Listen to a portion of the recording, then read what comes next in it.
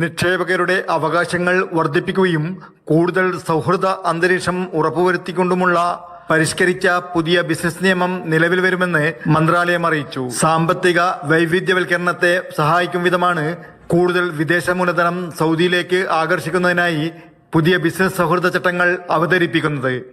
Gulf സഹകരണ കൗൺസിലിന്റെയും world trade സെന്ററിന്റെയും മാനദണ്ഡങ്ങൾക്കും മറ്റ് അന്താരാഷ്ട്ര നിക്ഷേപ കരാറുകൾക്കും അനുസൃതമായാണ് പരിഷ്കരിച്ച പുതിയ നിക്ഷേപ നിയമം കൊണ്ടുവരിക.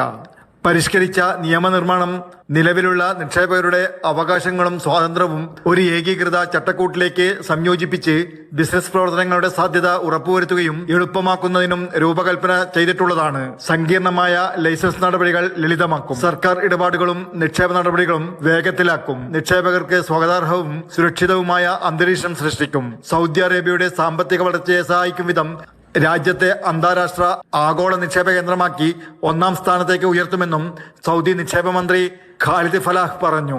Jafar Ali Palakkode, Mathrubhumi news, Jeddah.